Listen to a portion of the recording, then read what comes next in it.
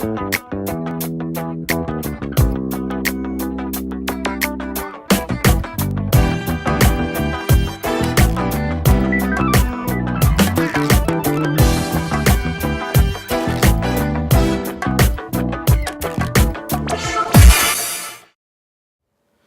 been an e-commerce or e-retail marketer for the last 5, 6 years um, across across large firms, and right now I'm with Pepperfry, which is a one-year-old startup, but among the fastest growing.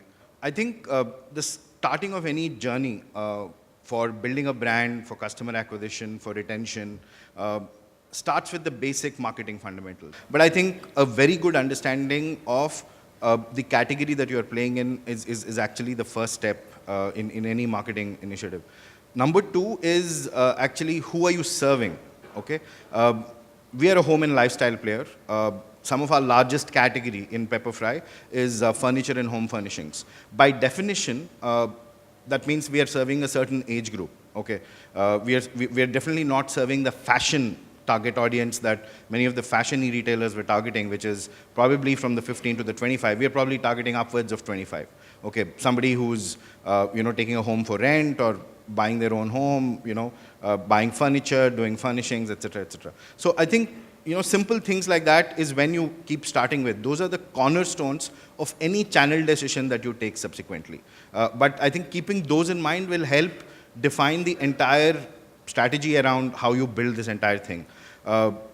So what's your business? What's your product line? Who are you serving within that? Number three, what's your basic proposition? I heard an e-retailer earlier in the day say that their basic proposition is 50,000 items and delivery on the same day. But once you have a very, very clear understanding of all of these, that's when you go out and actually set out specific marketing objectives.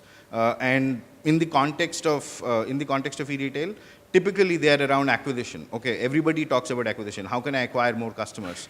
But again, one of the questions that I have is, why are you acquiring so many customers? Why do you want to acquire customers at a certain pace?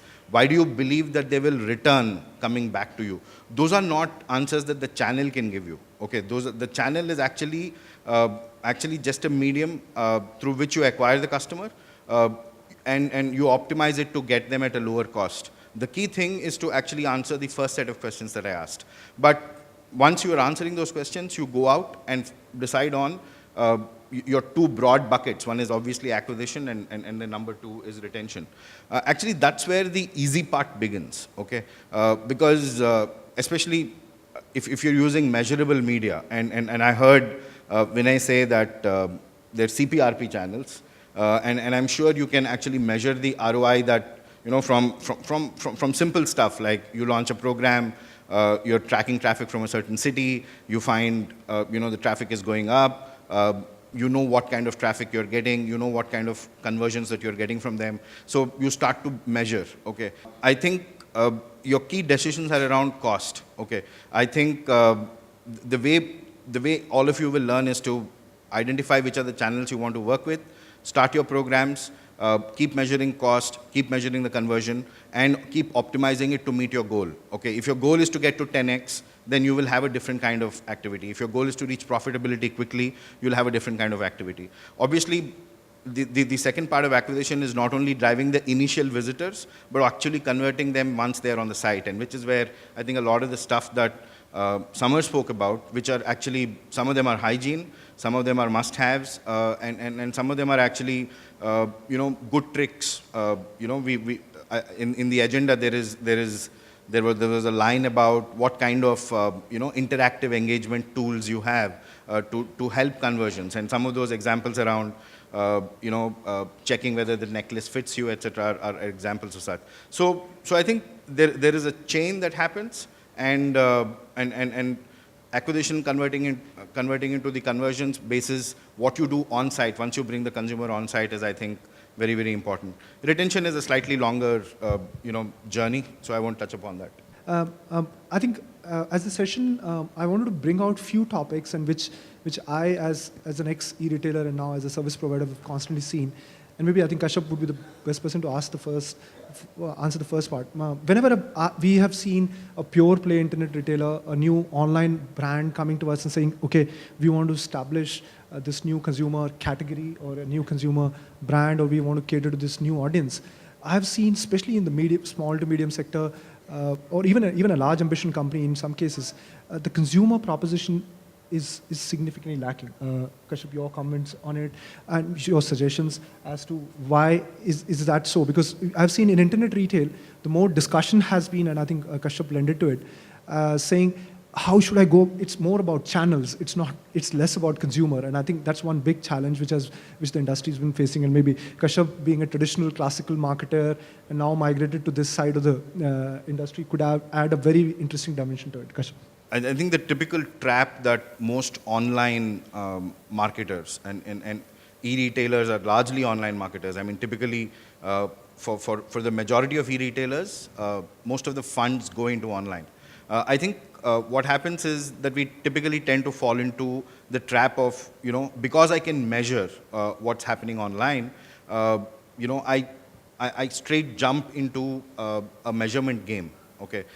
Which is where I don't really pay more attention to stuff like what's the message that I really want to convey, okay?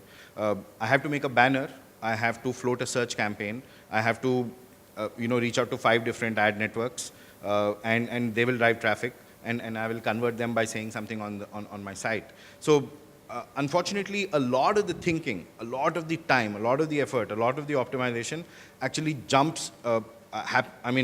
happens straight into that area. Part of it possibly is because of the grand rush that has happened over the last 2 years. Obviously, Indians are using the internet more than ever before, so they are going to shift their purchases from offline to online. If I'm not present online, I'm going to miss out on some piece of the action, and therefore let's get out there, okay? But the thing is, when a certain business is in the offline area, it takes time to build, okay? It's probably a local business. People understand the business well enough. Your audience around you understands you well enough. The same understanding does not automatically extend to online. And therefore, taking time and effort to build that is key. Correct. I think I would like to add to Kashyap's point and move to Vinay. I've seen in last 1 year, let's say if you look at the small to medium sector, I must have handled 20, 25 clients who live and some are doing very well, some are doing okay, some are no more there, from a pure play internet retail perspective. And I've seen 2 companies where the consumer proposition was extremely clear. They came to us with a clear presentation on saying, this is what my consumer is, she looks like this, she dresses in the morning like this, thinks like this, she lives in such a locality, she goes to college, she potentially eats such a stuff. They were so clear. I'd like to know how would I help a startup e-commerce firm decide when is it the right time for him to scale up or create awareness? There has to be a tipping point where you then say, okay, I'm ready for the next level. Once you go on, and the digital world doesn't take much time to figure you out, and you fail, because the media brings some traffic to you, obviously, and you fail, then rebuilding that brand is more or less impossible. Absolutely. So I think that's important. Then second thing is actually again a question of how much investments you're making, because I think different media by nature behave differently. Okay, television, and I'm not talking about targeted television, and it's probably interesting to understand how the metrics work out there. But television has a certain threshold. Okay, there's no point to start a television, even if it's a niche channel, kind of a media plan, unless you have a certain amount of money that's available, depending upon whom you're targeting, what your target audience is, etc. Therefore, that consideration, that tick box need to be ticked. I have this kind of a threshold investment capability, and that's when actually television even enters my decision-making matrix in terms of whether or not I will consider it. Okay, online is something that I can start immediately. Okay, I can start. Obviously, I'm keeping non-paid stuff like PR and SEO aside, but online is something that I can start immediately. I can scale it up and down as I want it. So that's a decision that's pretty easy to make. I think I think the way a marketer should decide on the media mix, once the message is very, very clear, what's the message that I'm giving, is on the basis of the kind of outlay that they have and on the basis of what kind of results that they want to see. If you want to see a big if you want to build out a very, very clear, differentiated brand proposition, okay, then you need to have rich media, whether it is on television, via video sharing networks, or whether it's on TV. So I think the fundamental marketing objective, I have a very strong emotional hook, even as an e-retailer, and I want to communicate that emotional hook. So that is an important factor that will go in. So I think the kind of message that you're giving, the kind of outlays that you have, the kind of objectives that you're driving, whether it is building the brand or driving the traffic. So I think those are all the things that go into the decision making around the media to be chosen. I have another point I've seen, and I've met a lot of people. They jumped into internet retail without understanding this as a concept. You're providing everything to everybody with 1 crore in your pocket. I'm seriously worried about you. The second part could be that if you're something for someone, which is the lower part of the quadrant, I think online as a medium is perfect for you, because someone doesn't stay next to each other. One stays here, the other one stays there, and that's where more targeted medium, as Vinay's pyramid explained, you need to go into more targeted mediums and go across. Whereas Kashyap's point, if you're doing something for someone, you still need to build that emotional appeal, which a multimedia kind of a channel helps you build. And I've seen people using YouTube very effectively there, though it's multimedia, but it still can be available. By the way, I would like to end with a parting comment. I just learned a few days back that YouTube is the biggest English channel in the country. I'm talking about India. So just do not underestimate the power of internet in that respect. It's the biggest English channel in the country.